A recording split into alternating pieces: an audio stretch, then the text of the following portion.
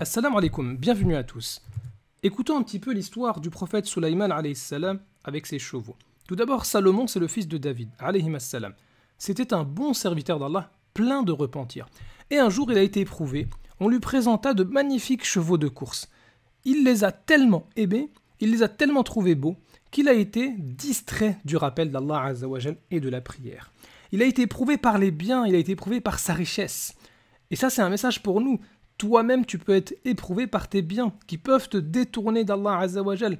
Ta richesse, ton argent, tes loisirs, tout ça, ça peut te détourner de la prière. Ça peut te détourner du rappel d'Allah. Ça peut te détourner de la lecture du Coran. Alors écoute bien comment Sulaiman alayhi salam, qui sans s'en rendre compte, a délaissé ici le rappel d'Allah et la prière. Immédiatement, il s'est rattrapé. Et ça, c'est le comportement du musulman, de suivre l'exemple des prophètes. Lorsque Sulaiman alayhi salam a constaté que la beauté de ses chevaux de course était une menace qui pouvait le détourner du rappel d'Allah Azza wa Jal, il s'en est immédiatement débarrassé.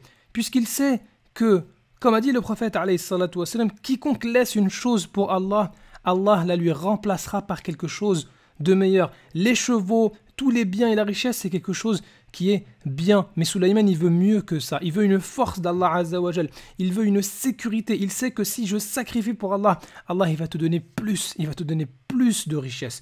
Il va te donner ce qui est durable. Il va te donner ce qui est meilleur. Et c'est comme ça que le croyant doit être. Tu sais qu'une chose, elle va te distraire, elle va t'éloigner d'Allah. Et bien toi, éloigne-toi de cette chose qui va t'éloigner d'Allah. Et dis-toi que si un grand prophète comme Sulaiman alayhi salam, il a eu peur que ses biens le détournent du rappel d'Allah, mais que dire de nous? On n'est même pas des prophètes, on n'a pas la sagesse de Sulaiman alayhi salam. Donc nous aussi on doit sacrifier. Qu'est-ce que tu as sacrifié par crainte d'être éloigné d'Allah Azza wa Jal? Est-ce que tu t'es éloigné de certaines mauvaises compagnies qui te détournent de la prière? Est-ce que tu t'es éloigné de certains films qui vont avoir une mauvaise influence sur ton comportement? Est-ce que tu t'es éloigné de certains loisirs qui vont te distraire de la lecture du Coran? Et dis-toi que chaque fois que tu sacrifies pour Allah, tu deviens plus fort. Chaque fois que tu mets en priorité l'au-delà, Allah Azza wa Jal, il va t'élever. Il va te donner plus de force. Il va te donner plus de richesse. Il va te donner la vraie richesse.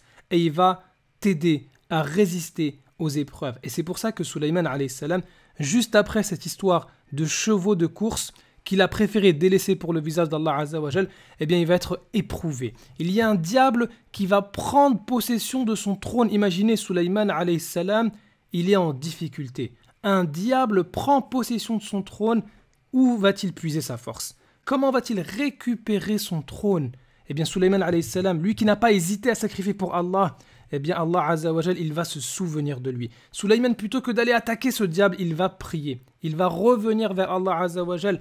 Il va invoquer Allah Tabaraka wa Ta'ala afin qu'il lui donne de la force, puisque Sulaiman, il n'aimait pas être distrait du rappel d'Allah. Allah Azza wa Jal va faire en sorte qu'il aura le dessus sur ses ennemis. Sa prière, c'est elle qui pouvait le sauver. Lui qui a priorisé l'au-delà sur ici-bas, Allah Azza wa Jal va le sauver de ses ennemis. Lui qui a préféré l'au-delà à la jouissance d'ici-bas, Allah Azza wa Jal va faire que son trône revienne à lui. Et Sulaiman alayhi salam, lorsqu'il va prier, il va nous montrer une deuxième fois qu'il préfère l'au-delà à ici-bas. Lui qui n'avait pas hésité à se débarrasser des biens d'ici-bas, si jamais ça devait le couper de l'au-delà, également lorsqu'il prie, il demande le pardon avant la demande de pouvoir. Avant d'avoir la royauté, il a d'abord préféré demander à Allah Azza wa Jal qu'il lui pardonne, le repentir. Il savait que c'était important. Et toi aussi, lorsque tu invoques Allah Azza wa Jal,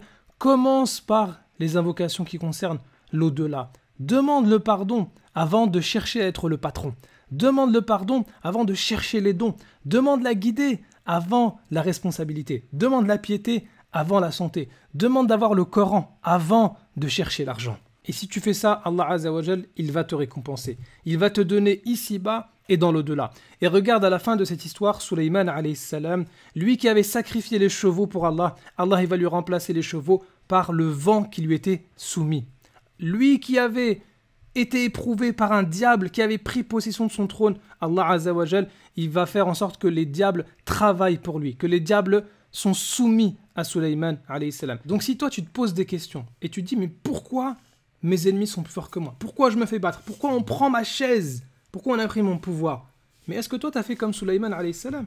Est-ce que tu as sacrifié les loisirs qui t'ont détourné d'Allah Azza wa Jal? Est-ce que tu as sacrifié des choses d'ici-bas qui te détournaient du Coran, qui te détournaient de la prière, qui te détournaient de l'au-delà?